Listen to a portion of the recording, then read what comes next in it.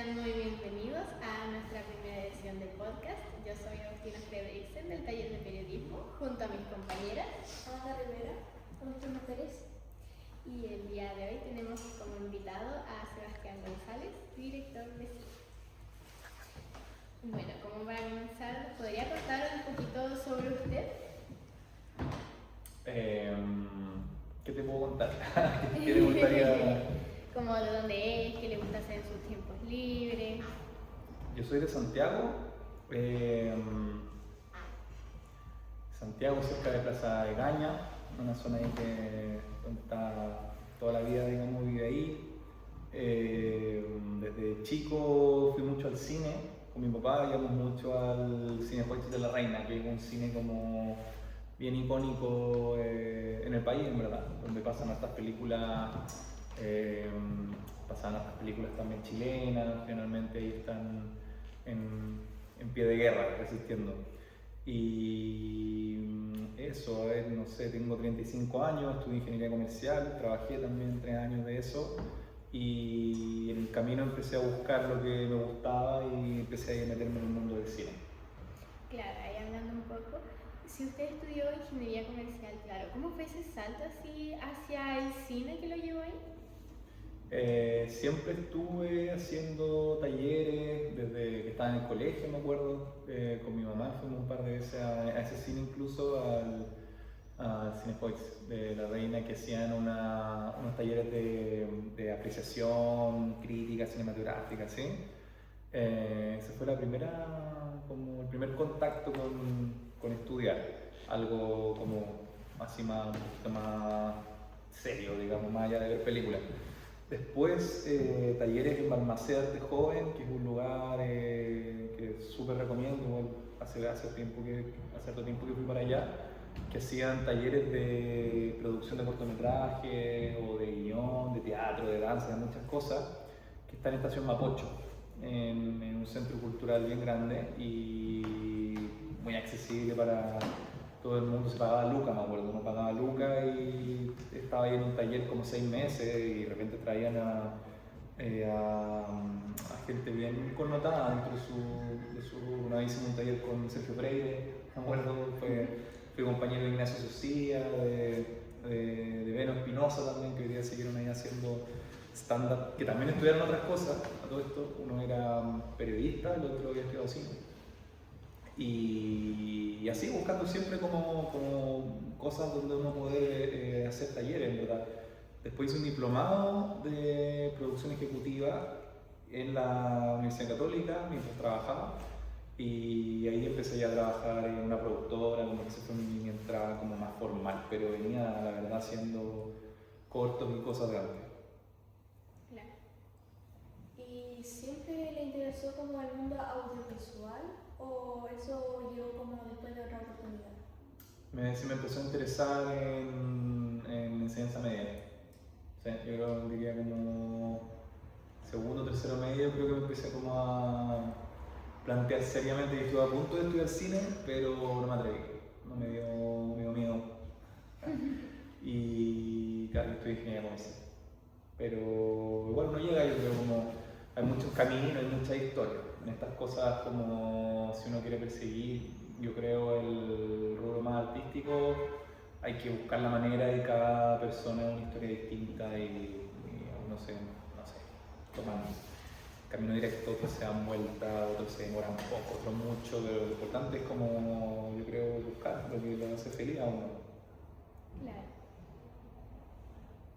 ¿Usted tuvo que especializarse o formar nuevamente para dedicarse al cine? No de manera. Es que yo creo que al final del día es un oficio, es una cosa que uno aprende haciendo más que la universidad. Mucha gente que yo creo que estudia cine quizá no está de acuerdo o odiar lo que digo, pero en verdad creo que no. Hay muchos ejemplos de grandes cineastas o pintores o músicos y tal que no tuvieron formación académica, y al revés, hay muchos ejemplos de gente que sí estudió, sí se formó y que no termina nunca haciendo nada. Yo creo que va más como por la inquietud personal y hoy día además, sobre todo con internet y qué sé yo, está al alcance de la mano. Cualquiera puede realmente que se dedique, así como que se enfoque en eso como un objetivo, puede aprender muchísimo siendo autodidacta y haciendo cosas, en verdad, como haciendo cosas con gente que hace cosas. Uno empieza como a aprender del otro, incluso diría que muchas escuelas de cine, hay muchos profesores en escuelas de cine que están completamente desactualizados, que hicieron alguna vez una película del año no sé cuánto y creo que igual es un tema un poco no óptimo o preocupante en el sentido de que a veces hay mucho dogma. Yo creo que hay gente que puede aprender a odiar una disciplina por un profesor y a veces porque te meten cosas como que son verdad y la verdad es que nadie sabe, como que hoy día está todo muy cambiante, nadie tiene idea y bueno, con mayor razón si no están metidos en el ruedo, ¿cachai? Está todo cambiando muy, muy rápido. Claro. ¿Tienes un director o película favorita? Me gusta harto Yorgos Lanthimos, un director que ha sido muy prolífico, digamos, como que ha hecho muchas películas, siento que tiene como algo, no sé, fresco, como cuando uno lo ve, como que de alguna manera sabe, es una experiencia, digamos, algunas películas me gustan más u otras, pero son distintas, tienen algo. Y chileno, admiro mucho la carrera de Lelio, de Sebastián Lelio, que me inspiró también en su momento. Me acuerdo que estaba trabajando todavía como ingeniero el último año y él venía de como ya toda la campaña del Oscar con La Mujer Fantástica y contaba cómo había sido su trayectoria y cómo su primera película la grabó, Sagrada Familia la grabó con amigos, casi que se fueron a la playa y sin un guión muy definido, una cosa como más experimental y sin fondos también me imagino, muy con lo que tenía a la mano y creo que hoy día esa es la manera de partir, la verdad. Está con mayor razón ahora el contexto político que va a ser muy difícil financiar proyectos culturales, entonces hay que encontrar maneras como alternativas de hacerlo. Y el empuje también, yo creo que poder sacar este tipo de proyectos en general como artístico requieren empujar a veces mucho tiempo y eso al final yo creo que se ve como en la cancha, como que de repente puede haber algún artista que tuvo como un One Hit Wonder, pero en que pueda seguir haciendo proyectos, igual yo creo que ahí se ve como el compromiso un poco que tiene con esto, que tampoco es fácil porque hay mucho sacrificio igual de muchas cosas. No me es fácil, la verdad. Guillermo del Toro de hecho dice que era como tener la sensibilidad de un poeta y el aguante de un boxeador, como una cosa así como, porque es una maratón, es una cosa como de aguante largo. Y esa combinación es súper especial, como que yo me planteo también a veces cómo voy a seguir también a veces, y todo, yo creo, todos en algún momento quieren tirar la esponja o no quieren saber más de la cuestión porque es bien duro. Yo lo asemejaría de repente más como ser un poco un deportista, o de lo que me imagino, no lo soy, o un religioso, no sé, de algo. Pero es como dedicar la vida un poco a eso, es como una cosa bien, sí, entregarse un poco a todo lo que te haga, a toda la incertidumbre, el vaivén emocional, el no saber, el que te puede ir mal, el que puedes estar perdiendo años de tu vida, no sé, como que, sí, como harta fe también, entregarse en un proceso. ¿Piensas seguir en el cine? Quiero, pero también creo que las condiciones también dictan harto. No solo por el tema político, creo, acá de financiamiento, sino también como que en general el cine está en crisis en el mundo. Hay como un tema de audiencia, desde la pandemia, las plataformas también. Hay un tema como de falta de enganche así crítico con el público, y bueno, eso se ve, las producciones en general están todas como un poco, los festivales de cine, todo está un poco sufriendo, ¿no? De público, recortándose financiamiento, etcétera, etcétera. No va a desaparecer nunca el cine, creo yo, pero sí creo que se puede volver muy difícil insertarse como en el ecosistema. Y creo que se va a volver más difícil. Entonces ahí no se plantea, yo creo que también es válido. También. Y creo que todo el mundo se lo está planteando también, desde que conozco al menos. Y haciendo otras cosas también. La gente que, cineastas de los que conozco, chilenos, siguen teniendo sus películas y todo, hacen clases o qué sé yo, hacen asesoría o se dedican a hacer otras cosas, otros negocios, a veces cosas nada que ver. Y es un poco la realidad del tema, es un poco esa realidad. Entonces uno tiene que ver si es que está dispuesto, está donde, por su arte. Claro. ¿Cómo fue la experiencia de dirigir tu primer largometraje para ti? Nosotros estábamos en el 2022, comienzo del 2022, y con Amílcar Infante, que somos los dos directores, vimos la marcha antimigrante que había ocurrido en el norte. Hay unas fotos que se hicieron muy famosas en ese entonces de una quema de carpas, ataques a familias migrantes. La policía estaba ahí como que un poco cómplice, digamos, no detenía esto. Y fue algo bien chocante en ese entonces, yo no recordaba que hubiera pasado algo así, toda mi vida al menos.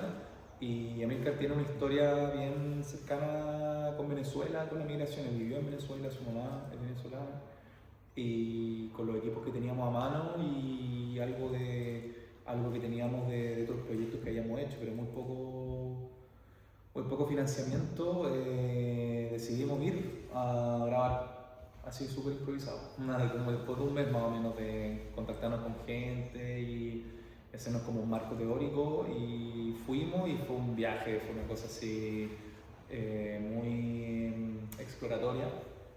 Y fuimos encontrando también la película ahí, sin saber si iba a ser una película o qué cosa. Teníamos las ganas, pero también no sabíamos muy bien qué nos íbamos a encontrar. Y después de 3 años logramos terminar y estrenar la película. Nos demoramos 3 años, desde que fuimos hasta que la estrenamos. Hace un año ya, vamos. Claro. ¿Nos podría comentar qué sintió usted al escuchar las historias de las personas migrantes? Sí. Compleja pregunta, porque eran muchas historias, eran muchas situaciones que uno igual va como un poco predispuesto, ¿cierto? Y hay cierto tipo de historias que se repiten, o de comentarios, de qué sé yo. Pero creo que lo bonito del proceso es cuando uno se sorprende también, y uno encuentra a veces cosas que no te imaginas, como el testimonio del final de la película, que no lo voy a revelar, pero que fue una hermosa coincidencia, porque fue realmente una coincidencia, y no estaba planificado por ningún lugar, y aparece este chico con un testimonio que nos dejó a todos así como muy conmovidos. Que es como un poco habla de la resiliencia, un poco como que se desprende eso de cómo el ser humano al final igual se adapta, ¿no? Y por más jodidas que estén las condiciones, igual hay una esperanza o algo. Claro. Bueno, ¿habías trabajado antes como en un proyecto como de este rango o hay trabajado tú? No, es el primer largometraje que hacemos, tanto Amílcar como yo. La película documental la dirigimos los dos.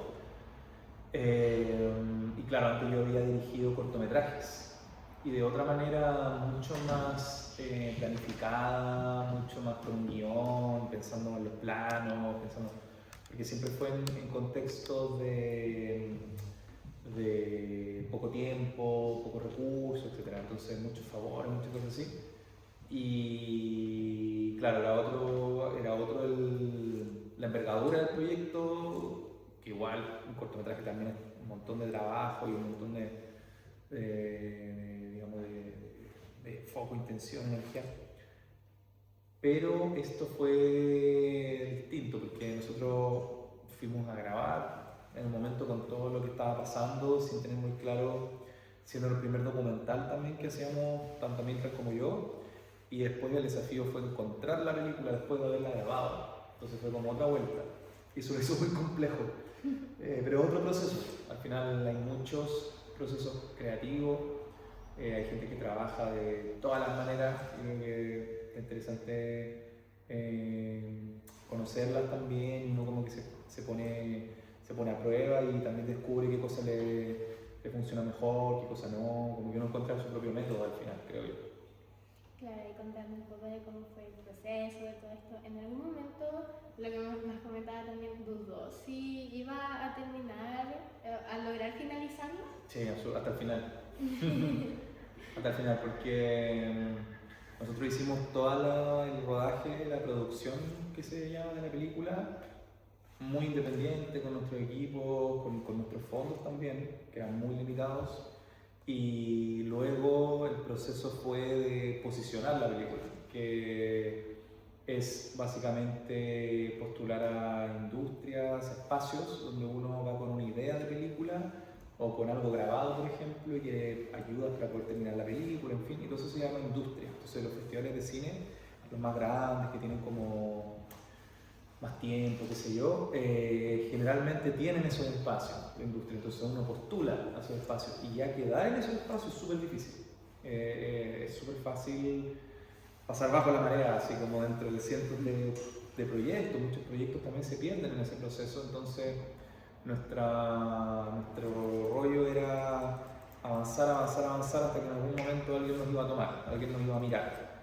Y pasó cuando ya teníamos un corte de la película, como un montaje, un primer corte, work in progress que se le llama como en la industria, y ahí nos tomaron y ahí empezaron a cambiar las cosas, y ahí empezamos a tener, fuimos el 2024 a Cannes, por ejemplo, en este espacio de industria en Cannes, tuvimos la posibilidad de presentar la película con 3 otros proyectos chilenos, porque todavía no estaba terminada.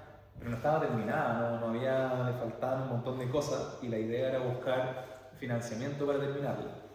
Y por ahí nos dimos cuenta, ya después de como 1 año y medio, que no habíamos logrado financiamiento y dijimos, bueno, ¿qué hacemos? ¿Esperamos al fondo chileno o seguimos? Y fue, sigamos, terminemos la película como sea y con mucho miedo. Y hasta yo tenía también mucho miedo porque no sabía si con lo que habíamos grabado íbamos a lograr cerrarla. Entonces, hay fotos, cosas, tal proyecto, si vas para Chile, está en Cannes, un pitch, no sé qué, y la gente piensa más o menos como que uno ya terminó la película y no sabe todo el proceso que hay detrás, y el síndrome del impostor ahí subiendo y uno como sudando la gota como mierda, ojalá se olviden de esto en un rato porque no sé si vamos a... Y no, al final resultó todo súper bien y tuvimos una súper buena pasada de festivales, que es otra etapa también, como que son muchas etapas, esto es como construir una casa, entonces ya en los papeles, en diseñarla, ya es todo un mundo, en conseguir los materiales, otro mundo, en plantar en las bases, otro mundo, pintarla, otro mundo, tiene muchas etapas, hay que volverse un poco experto en cada una de ellas y después ya da lo mismo porque llega a una nueva etapa, tienes que volver a aprender cómo funciona esta cuestión y eso, como entender cómo funciona. Yo creo que hoy día las habilidades más importantes que hay que tener es poder adaptarse como rápido, como entender cómo funcionan las cosas. Si cuando ustedes salgan del colegio van a entrar en otra realidad, van a tener que entender cómo funciona. Y después cuando quizás pasen a otro trabajo, o quieran emprender o quieran hacer cualquier cosa, cada vez como que hay que entrar en un nuevo mundo y hay que entender cómo funcionan las cosas, como si fuera un juego, cómo se gana un juego y empezar a aplicarse, qué sé yo. ¿Y cómo se les ocurrió el título de la película? Porque me imagino que le habrán dicho antes que se parece al título de una canción. Sí, es por esa canción, esa es una canción de Chito Faró, ¿cierto? Que habla de una canción folclórica, tiene como 70 años ya creo. ¿Ustedes la conocen? ¿Se va para Chile? ¿Conocen? Algo me suena. Si la escuchan, Sí, si la escuchan yo creo que sí la han escuchado, yo creo que seguro que la han escuchado. Bueno, y la canción habla en la letra le habla a un viajero que si va para Chile, que se va a dar cuenta, como que bien lo reciben y como le pinta una realidad muy endulzada del país, ¿no? De cómo la gente es muy amable y tiene una mirada así bien humana, digamos, como amable. Y es el contraste de un poco de eso con lo que vivieron en ese entonces los migrantes venezolanos, principalmente, pero también había otros tipos de migrantes de otra nacionalidad. Pero también habla un poco de esa identidad, que digamos como también resignificar la letra como un poco como una pregunta también, pues como somos realmente ese país que nos pintamos ser, ¿no? Que nos repetimos, que muchas veces somos muy solidarios, que para el terremoto, que para la Teletón, o en fin, si vas para Chile, el migrante.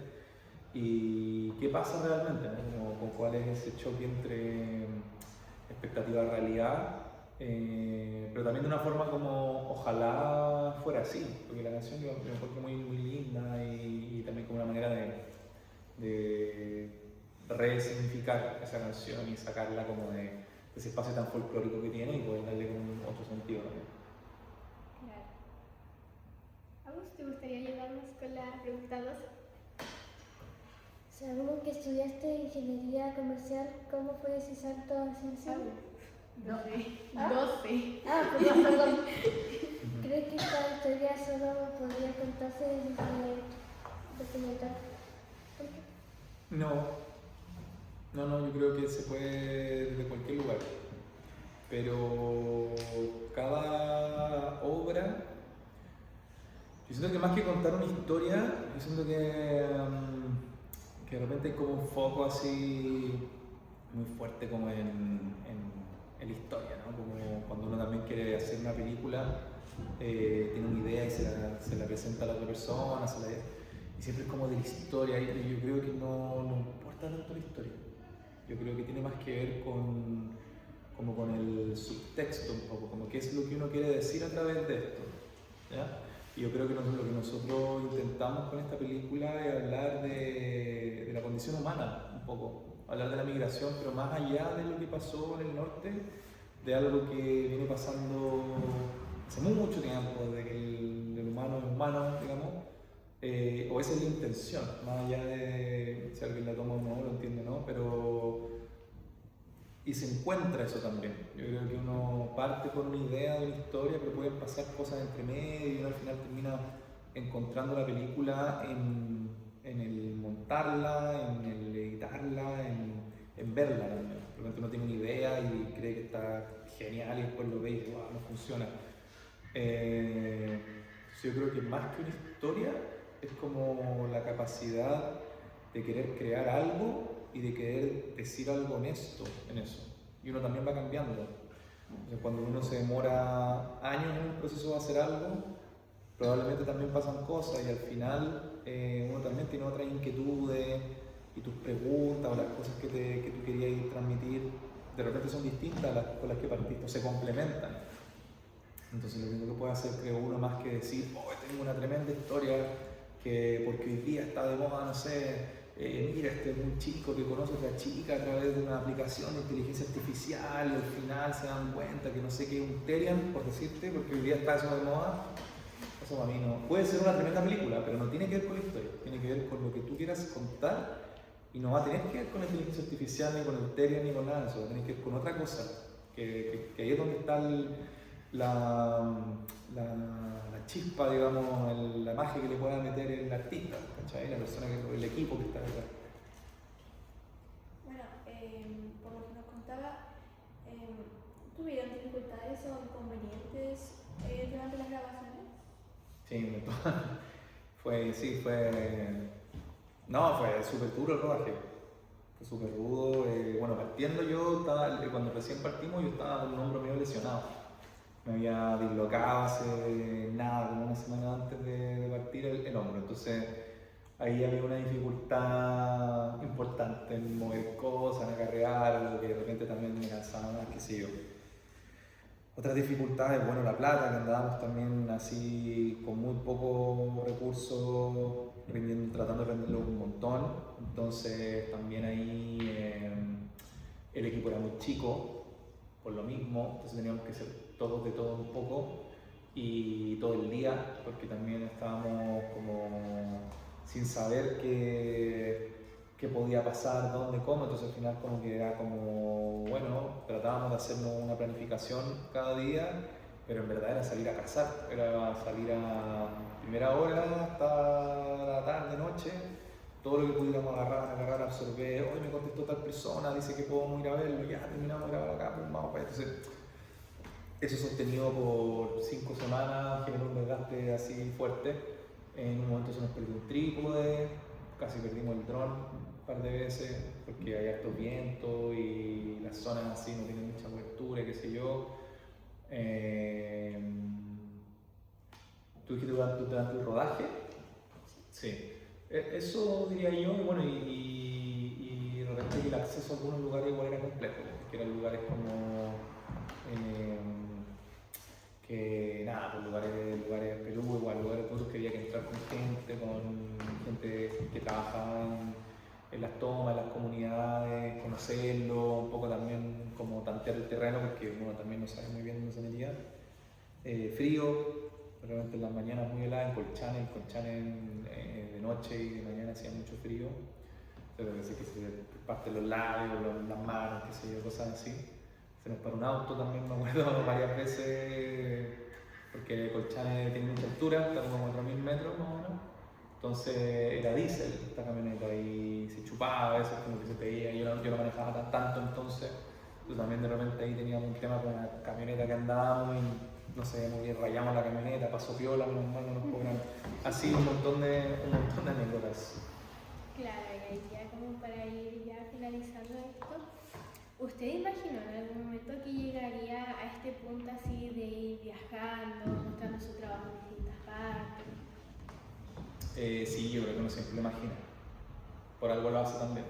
Hay como una ilusión en poder también eso, o sea, tanto Milker como yo creo que esta también era una posibilidad de hacer un largometraje, de poder también transmitir algo importante. Cuando estábamos allá también sentíamos que habían cosas que tocaban harto la fibra y era como también uno empieza ya a adquirir otros compromisos. Se pierde la fe también todo el rato, entonces en ese momento que te decía que cachamos que no teníamos fondo y era, bueno, esperamos hasta ver si nos ganamos plata para terminar la película, le damos nomás y la decisión fue démosle nomás, aunque sea presentarle en el link con nuestra papá, digamos. Y sí, obviamente mucho rechazo, mucho rechazo detrás de cada selección hay 10 rechazos, ¿no? Y también uno sueña más grande, y todos quieren estrenar en Cannes, en Berlín, y qué sé yo. Y también pues uno empieza a ajustar las expectativas y dice, uy, este espacio no salió, pero este otro yo creo que sí, y tampoco, y dice, oh mierda, quizá esta cuestión no la va a pescar nadie, y de repente empiezan a pasar cosas. Entonces, nada, yo creo que es como... es un juego de resistencia, de insistencia, de empujar un montón y el que se queda y que empuja eventualmente algo se abre. Hay que estar ahí, aguantar la hora. Claro. Muchas gracias por darnos este espacio aquí para más que nada conversar, saber sobre usted también. Sí, muchas gracias. Gracias por la invitación. Y bueno, espero mucho que les haya gustado y podemos dar por finalizada nuestra primera sesión del podcast.